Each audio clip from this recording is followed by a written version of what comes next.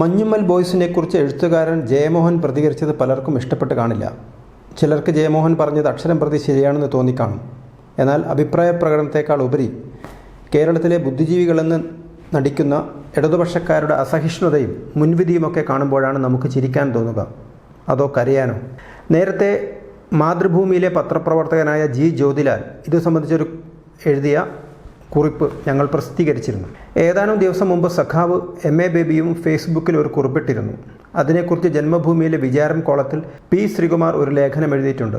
അത് പ്രസക്തമാണെന്ന് തോന്നുന്നു. അതിനു മുമ്പ് ബേബിയുടെ കുറിപ്പ് നോക്കാം, പിന്നീട് ശ്രീകുമാറിൻ്റെ ലേഖനവും. ബേബിയുടെ ഫേസ്ബുക്ക് കുറിപ്പ് ഇങ്ങനെ: മലയാളിയായ തമിഴ് എഴുത്തുകാരൻ ജയമോഹൻ എന്ന ജയമോഹൻ നായർ മലയാളികളെ അധിക്ഷേപിച്ച് നടത്തിയ പെറുക്കികൾ എന്ന പ്രയോഗം ജയമോഹൻ്റെ സംഘപരിവാർ പശ്ചാത്തലത്തിൽ നിന്നുകൂടി വരുന്നതാണ്. മലയാളികളെയും കേരളത്തെയും അധിക്ഷേപിക്കാനുള്ള സംഘപരിവാർ ശ്രമത്തിൻ്റെ ഭാഗമാണ് മഞ്ഞുമ്മൽ ബോയ്സ് എന്ന സിനിമയെ ചാരി ഒരു വിവാദമുണ്ടാക്കാൻ ജയമോഹൻ നടത്തുന്ന ശ്രമങ്ങൾ. കേരള സ്റ്റോറി എന്ന സിനിമയുടെ ഒക്കെ പിന്നാലെയാണ് വിവാദ വ്യവസായിയായ ജയമോഹൻ്റെ കർസേവ. പക്ഷേ എനിക്ക് പറയാനുള്ളത് ഇതാണ്: അതെ, ഞങ്ങൾ പെറുക്കികളാണ്. പണ്ട് കേശവദേവും കെടാമംഗലം പപ്പുക്കുട്ടിയും രാമദാസും കൂടെ സ്വയം നൽകിയ വിളിപ്പേര് പറവൂരിലെ 3 പോക്രികൾ എന്നായിരുന്നു. പക്ഷേ ഈ പെറുക്കികൾ സംഘടിച്ച് സമരം ചെയ്ത് ഇന്ത്യയിലെ ഏറ്റവും പുരോഗതിയുള്ള സമൂഹത്തെ സൃഷ്ടിച്ചു. ഈ പെറുക്കികൾ തന്നെയാണ് ജാതി ജന്മി നാടുവാഴി മേധാവിത്വത്തിൻ്റെ അടിത്തറ തകർത്തുവിട്ടത്. ഈ പെറുക്കികൾ ഉണ്ടാക്കിയ വിപ്ലവത്തിൽ ജയമോഹനെ പോലെയുള്ള ആളുകൾക്ക് അസ്വസ്ഥതയുണ്ട് എന്നത് തന്നെയാണ് ഞങ്ങളുടെ മഹത്വം. ജയമോഹൻ്റെ അന്യത ആകർഷകമായ പല രചനകളിലും ഒളിഞ്ഞും തെളിഞ്ഞും കടന്നുവരുന്ന സംഘപരിവാർ പ്രത്യയശാസ്ത്രം അദ്ദേഹത്തിൻ്റെ പ്രസ്താവനകളിൽ മാത്രമല്ല 100 സിംഹാസനങ്ങൾ പോലുള്ള അതിപ്രശസ്ത കൃതികളിൽ പോലും ഒരു സൂക്ഷ്മ വായനയിൽ വെളിപ്പെടുന്നതാണ്. ഇന്ത്യയിൽ ഇന്ന് ജീവിച്ചിരിക്കുന്ന ഏറ്റവും പ്രഖ്യാത സംഗീതജ്ഞരിൽ അനന്യനായ TM കൃഷ്ണയുടെ പുറമ്പോക്ക് എന്ന ഒരു പാട്ടുണ്ട്. അത് പുറമ്പോക്കിലെ പെറുക്കികളെയാണ് ആഘോഷിക്കുന്നത്. ആ പാട്ടാണ് ജയമോഹൻ്റെ അധിക്ഷേപത്തിനുള്ള തക്ക മറുപടി. ഇതിന് മറുപടിയായി P ശ്രീകുമാർ ജന്മഭൂമിയിൽ എഴുതിയത് ഇങ്ങനെ: മലയാളിയായ തമിഴ് എഴുത്തുകാരൻ ജയമോഹൻ എന്ന ജയമോഹൻ നായർ മലയാളികളെ അധിക്ഷേപിച്ച് നടത്തിയ പെറുക്കികൾ എന്ന പ്രയോഗം ജയമോഹൻ്റെ സംഘപരിവാർ പശ്ചാത്തലത്തിൽ കൂടി വരുന്നതാണ്. മലയാളികളെയും കേരളത്തെയും അധിക്ഷേപിക്കാനുള്ള സംഘപരിവാർ ശ്രമത്തിൻ്റെ ഭാഗമാണ് മഞ്ഞുമ്മൽ ബോയ്സ് എന്ന സിനിമയെ ചാരി ഒരു വിവാദമുണ്ടാക്കാൻ ജയമോഹൻ നടത്തുന്ന ശ്രമങ്ങൾ. കേരള സ്റ്റോറി എന്ന സിനിമയുടെ ഒക്കെ പിന്നാലെയാണ് വിവാദ വ്യവസായ ജയമോഹൻ്റെ കർസേവ. CPM പോളിറ്റ് ബ്യൂറോ അംഗം, മുൻ സംസ്ഥാന സാംസ്കാരിക മന്ത്രി MA ബേബിയുടെ ഫേസ്ബുക്ക് പോസ്റ്റിലെ തുടക്കവാചകമാണിത്. ജയമോഹൻ്റെ അന്യഥ ആകർഷകമായ പല രചനകളിലും ഒളിഞ്ഞും തെളിഞ്ഞും കടന്നുവരുന്ന സംഘപരിവാർ പ്രത്യയശാസ്ത്രം അദ്ദേഹത്തിൻ്റെ പ്രസ്താവനകളിൽ മാത്രമല്ല 100 സിംഹാസനങ്ങൾ പോലുള്ള അതിപ്രശസ്ത കൃതികളിൽ പോലും ഒരു സൂക്ഷ്മ വായനയിൽ വെളിപ്പെടുന്നതാണ് എന്നാണ് ബേബിയുടെ മൊഴി. ജയമോഹന് മലയാളികളെയും മലയാള സിനിമയും വിമർശിക്കാൻ സ്വാതന്ത്ര്യമുണ്ട്. അതേ സ്വാതന്ത്ര്യം ജയമോഹനെ ആക്ഷേപിക്കാൻ ബേബിക്കും ഉപയോഗിക്കാം. എന്നാൽ ജയമോഹൻ നായർ സംഘി പട്ടം കൽപ്പിക്കുന്ന നസ്രാണി ബേബി യഥാർത്ഥ പെറുക്കിയാണെന്ന് ആവർത്തിക്കുകയാണ്. ബേബി എന്ന പേര് സൂചിപ്പിക്കും പോലെ എത്ര കൊച്ചാണ് കമ്മ്യൂണിസ്റ്റുകാരുടെ അഭിനവ ബുദ്ധിജീവി. മലയാളികളെ ജയമോഹൻ ആക്ഷേപിച്ചപ്പോൾ എല്ലാ കോണിൽ നിന്നും ശക്തമായ എതിർപ്പ് ഉണ്ടാകുക സാധാരണം. ജാതിയോ മതമോ നോക്കിയല്ലായിരുന്നു അത്. പറഞ്ഞ കാര്യത്തിൽ സത്യമുണ്ടെങ്കിലും ആക്ഷേപം സഹിക്കാനാകുമോ? ജയമോഹൻ്റെ അഭിപ്രായങ്ങൾ മുമ്പും എതിർക്കപ്പെട്ടിട്ടുണ്ട്. കഴിഞ്ഞ മാസം മാതൃഭൂമി സംഘവിരുദ്ധരെ ആനയിച്ചുകൊണ്ട് നടത്തിയ ഫെസ്റ്റിവലിലെ മുഖ്യ കഥാപാത്രമായിരുന്നു. അന്ന് സംസ്കൃത ഭാഷയെ ആക്ഷേപിച്ചപ്പോൾ ജയമോഹന് കൈയടിക്കുകയായിരുന്നു പ്രഖ്യാപിത ഇടത് മതേതര ബുദ്ധിജീവികൾ. സംസ്കൃതം വരേണ്യവർഗത്തിൻ്റെ ഭാഷയാണെന്നുള്ള ഇടതുപക്ഷ ഹിന്ദു വിരുദ്ധരുടെ വ്യാജ പ്രചരണങ്ങൾക്കുള്ള അംഗീകാരമായി. സംസ്കൃതം ഭാരതത്തിൻ്റെ ആത്മീയ ഭാഷയാണ്. ഭാരതത്തിൽ സംസ്കൃത ഭാഷ ഉയർന്ന ജാതിയുടെ ഭാഷയെ ഒരിക്കലും അവരോധിച്ചിട്ടില്ല.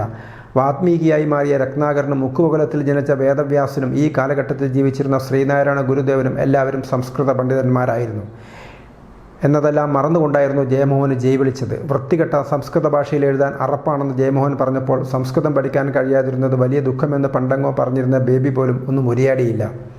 മഞ്ഞുമ്മൽ ബോയ്സ് എന്ന സിനിമയെ വിമർശിച്ച് മലയാളികളെ പെറുക്കികൾ എന്നാണ് ജയമോഹൻ ബ്ലോഗിൽ അഭിസംബോധന ചെയ്തിരിക്കുന്നത്. തെന്നിന്ത്യയിലെ വിനോദസഞ്ചാര കേന്ദ്രങ്ങളിൽ എത്തുന്ന മലയാളികളുടെ യഥാർത്ഥ മനോനില തന്നെയാണ് സിനിമയിലുമുള്ളത്. ടൂറിസ്റ്റ് കേന്ദ്രങ്ങളിൽ മാത്രമല്ല കാടുകളിലേക്കും അവർ എത്താറുണ്ട്. മദ്യപിക്കാനും ഓക്കാനിക്കാനും ഛർദ്ദിക്കാനും കടന്നു കയറാനും വീഴാനും ഒക്കെ മാത്രം വേണ്ടിയാണ് അത്. മറ്റൊന്നിലും അവർക്ക് താല്പര്യമില്ല. സാമാന്യബോധമോ സാമൂഹിക ബോധമോ അവർക്ക് തൊട്ടു തീണ്ടിയിട്ടില്ല. ഊട്ടിയിലും കൊടൈക്കനാലിലും കുറ്റാലത്തുമൊക്കെ മലയാളികളായ മദ്യപാനികൾ പൊതുനിരത്തിൽ മോശമായി പെരുമാറുന്നത് ഞാൻ 10 തവണയെങ്കിലും കണ്ടിട്ടുണ്ട്.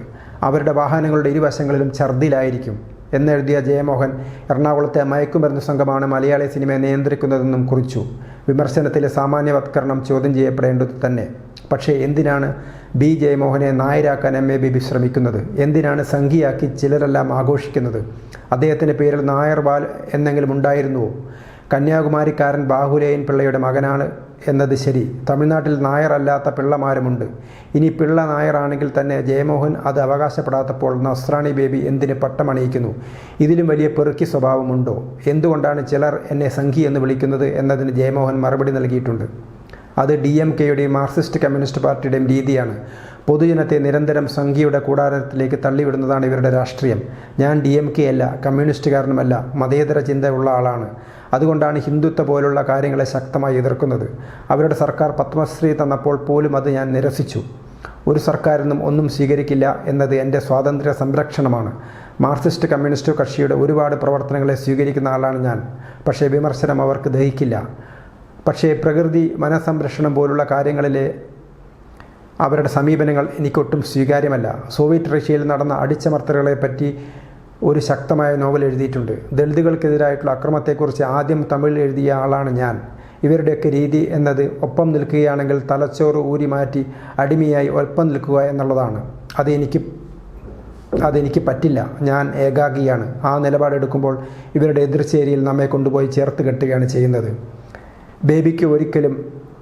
ബേബിക്ക് ഇതിലും നല്ല മറുപടി ആവശ്യമില്ല. രാഷ്ട്രീയത്തിലെ ഒരു കള്ളക്കളികളിലും പെടുത്താൻ കഴിയുന്ന ആളല്ല ജയമോഹൻ എന്നതാണ് യാഥാർത്ഥ്യം. കാസർഗോഡ് BSNL ജോലി ചെയ്യുമ്പോൾ ഇടത് യൂണിയനിൽ സജീവം, പ്രവർത്തന രീതിയിൽ നക്സലേറ്റ്. കന്യാകുമാരിയിൽ ഹിന്ദുക്കൾക്കെതിരെ ക്രിസ്ത്യൻ അതിക്രമമുണ്ടായപ്പോൾ RSSൽ പ്രതീക്ഷ വെച്ചു. സംഘപരിവാർ പ്രസിദ്ധീകരണങ്ങളിൽ ലേഖനമെഴുതി.